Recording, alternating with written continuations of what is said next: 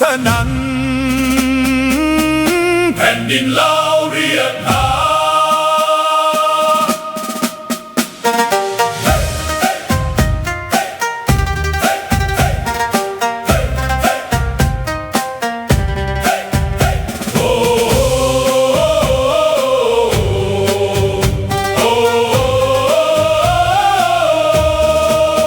เป็นชายไว้ลายชายศาสตร์ทหารยืนหยัดเคียงข้างกันบ่หวั่นภัยใดเลือดเนื้อเฮานี้มอบให้แผ่นดินลาวล้านสร้างหุ่มขาวเฮาสิหักษาไว้เสียงแคนดังก้องฟ้าไกลยังได้ยินหัวใจหักชาติบ่มีวันสั่นคลอนเฮาเป็นทหารของชาติลาวยิ่งใหญ่ป้องกันแผ่นดินนี้ด้วยชีวิตและใจล้านสร้างห่มขาวสิอยู่คู่เฮาไปรวมพลังเอาไว้เพื่อชาติลาวเฮืองรอ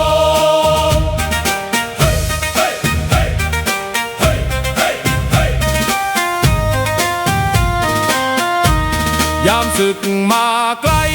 เฮาบ่เคยถอยยืนหยัดต่อสู้เพื่อคนลาวทุกคนจากภูเขาสูงถึงลำน้ำโขงทุกตารางแผ่นดินเฮาสิหักษาไว้คำสัตย์สาบานดังก้องในใจเกิดเป็นลูกผู้ชายต้องหักชาติยิ่งใหญ่ถึงสิลำบากหรือมีน้ำตากะสิยืนหยัดเพื่อลาวของเฮาเฮาเป็นทหารของชาติลาวยิ่งใหญ่ป้องกันแผ่นดินนี้ด้วยชีวิตและใจล้านสร้างห่มขาวสิอยู่คู่เฮาไปรวมพลังเอาไว้เพื่อชาติลาวเฮืองรอเฮาเป็นทหา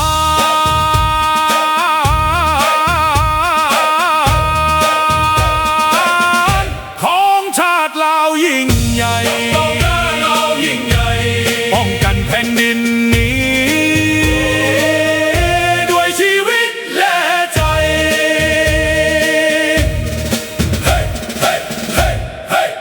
เฮาเป็นทหารก้าวเดินพร้อมกันทหารเหล่านั้นบ่ยอมแพ้ผู้ใด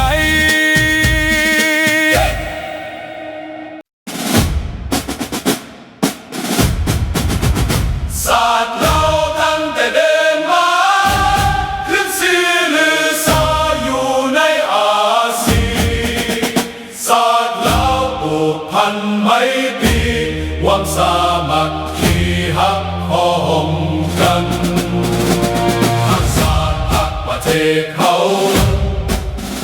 หักเจ้าปกเกศเกษาหักศาสตร์หักศาสตร์สมาแต่บุหารมาหักษาดินแดนบ่ให้ศาสตร์ใครมาล้วนฮาวีอบอุ่นญาติแย่งสิ่งเอาให้คืนเข้ามาลู่วุ่นวายสู้จนตัวตายต้านทานศัตรูสวยเสพสู้เลือดเนื้อเสียเมาฟื้นฟูผู้เอาบรรเทาทุกข์กันหักศาสตร์หักศาสนาแต่บ่หานมาหักษาดินแดน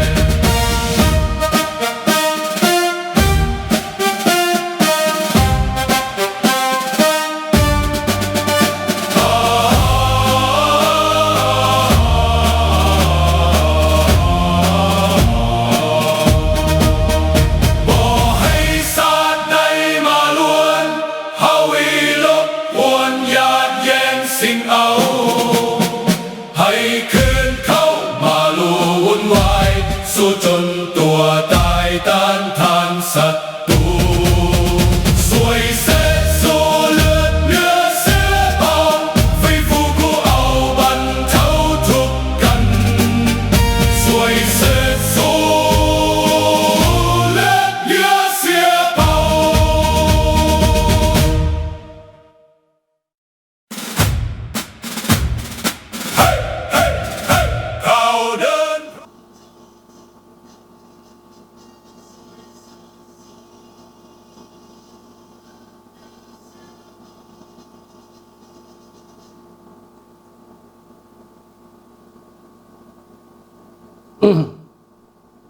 สบายดีพี่น้อง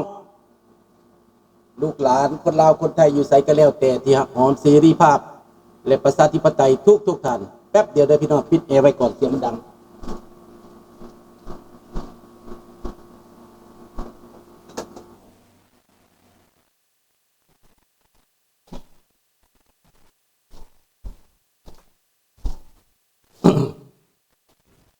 มาแล้วพี่น้องสบายดีเบิดทุกท่านเด้อพี่น้องเด้อเบียงเวอร์นีอาตุสเอียตุสสวัสดีครับสบายดีบงสู่กูดมอร์นิ่งมาพบมาพอกันอีกตามเคยพี่น้องวันนี้มื้ออื่นจะบ่ได้อยู่พี่น้องจะออกไปมุ่งราคาวัดปูแล้วใส่ค้างแล้วบัดนี้ไปมุ่งอีกยังอีก2ฝ่ายแต่จะไปสืบต่อให้มันแล้วพี่น้องเบิดแหละเบิดเดือนนี้จะเดินทางเห็ดให้มันเรียบร้อยสบายดีน้องรัตวรสบายดีน้องจันทวีเรียกก็สบายดีทุกท่านท่านวีระชนสบายดีเบิดทุกท่านเด้อสบายดีเสี่ยวนายสบายดีเลี้ยงสบายดีสุขชิดสบายดีเบิดทุกท่านมื้อนี้ประเด็นในมื้อนี้ก็จะมาเว้าเรื่องเกี่ยวกับสปป.ลาวเฮานี่ก่อนน้อยหนึ่งเนาะสัตว์แปลกประหลาดของเมืองนี่นะจะมาเว้าว่าสืบต่อที่ว่าสถานทูตมาหาวัด2 วัดหลักมาว่าซั่นไปหลอยมาบ่ยอมเสียเปรียบหลอยมาในวัดจะมาได้รูปแบบใดก็แล้วแต่พี่น้องคนเป็นโจรเขาห้องว่าโจรตัวแทนของโจรจะมาดีมาให้แต่ว่าข้าพเจ้ามาให้หลายกว่าเพราะว่าวิธีกรรมของมันคือลอยมาคณะกรรมการบ่ฮู้ลักมาบ่มีเจตนาดีหวังสิมามั่งมาเพหวังสิมาแบ่งมาแยกเฮ็ดได้หลายบ่อนแล้วจะมาเฮ็ดบ่อนนี้มอนเทรียลนี้มันแบบบ่อนคนเป็นลักอยู่นี่บ่อนอื่นมันไปเบิดแล้วแหละมีแต่บ่อนนี้ที่มันยังยุ่งยากอยู่นี่ดังนั้นนายผู้คงที่เป็นทูตอยู่นี่หลายรุ่นหลายสมัยเป็นทูตมันก็พยายามเต็มที่ตั้งแต่สมัยนายเหี่ยมมันก็พยายามจนว่าผู้ที่ว่าประสานงานแห่นายเหี่ยมมันก็ตายไปแล้วพี่น้องมับไปแล้วบัดนี้หมอใหม่มาหมอนี่ก็สิมาประสานงานให้อีกสิเป็นใส่เซึกอีกพี่น้องอยู่บ่ดีกินบ่แซ่บจักหน่อยผู้นี้ก็สิตายไปอีกพี่น้องมันสิตายไปตามกันพี่น้องมันสิแห่กันไปมันสิแห่กันไปมันอยากตายข้าพเจ้าบ่ได้ถือว่ามันเป็นมิตรเห็นหน้าเห็นตาข้าพเจ้าก็บ่ชอบและบ่มักและประกาศให้มันฮู้โลดพวกลูกแหล่งตีนมือโจรนี่นะบอกประกาศข่าวให้มันไปว่าตอนมึงร้อยขาบน้ำของนะเขาเอาเฮือส่งมึงมาบอกถามมึงต้องถามอย่างซี่มันก็หาผู้นั้นผู้นี้ประกันเอาแหละมึงบอกอายเขาวะนี่ตอนมันอยากมาอยู่ได้มาแล้วมันไปรับไส้โจรสร้างความขัดแย้งสร้างความแตกแยกไปทุกบ่อนทุกทีอันนี้ต้องเว้าเจตนาบ่ดีของมันต้องให้คนฮู้ต้องให้ลูกหลานฮู้ต้นปลายสาเหตุคนเฮานี่อยู่นะพี่น้องมันสิมีสถานทูตมันสิมีอันนั้นอันนี้มาน่ะมาเกี่ยวข้องพัวพันน่ะ